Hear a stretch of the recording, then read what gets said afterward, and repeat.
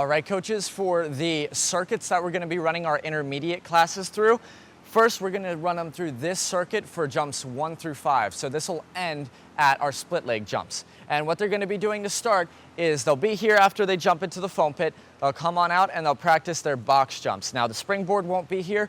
They'll have either of these two blocks to jump. If they want a higher jump, they can go here. If they want a lower surface, they can do it here.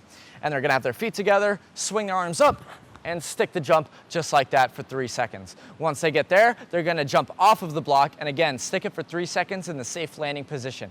So on the balls of their feet, land, absorb for 3 seconds just like that. When they get to the wedge mat, they're going to practice their back extension roll. So they'll start here, they'll sit down, and they're going to try to push up into a handstand position before their feet touch.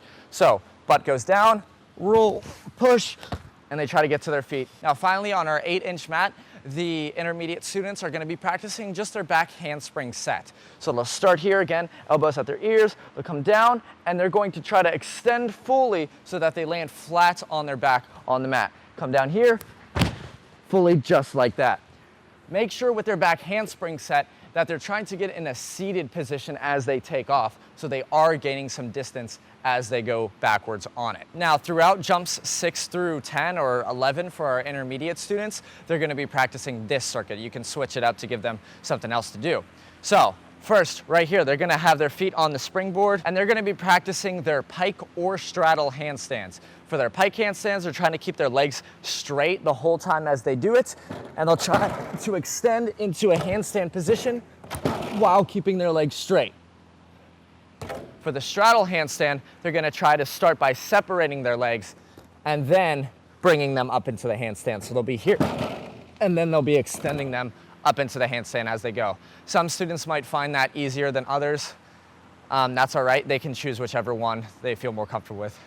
Keep in mind with their handstands, whichever variant they decide to choose, that we're really trying to get them into that nice solid position right here and trying not to get arched as they're going all the way up. So keep that in mind, trying to avoid that. Now, finally for the intermediates, we're gonna remove the wedge mat for this next one because we're gonna pull this 8-inch mat over here away from the wall so that there is no risk of them hitting it when they do this next one. And they're gonna practice their pirouette or their half pirouette to their belly here.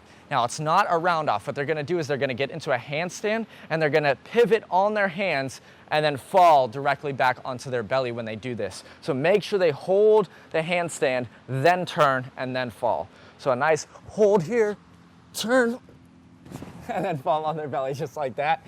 Of course, if they don't make it all the way, that's fine. That's exactly why we're not doing it by the wall over there. They can turn whichever way they want, but trying to make sure they hold a steady handstand position and then fall to their belly there.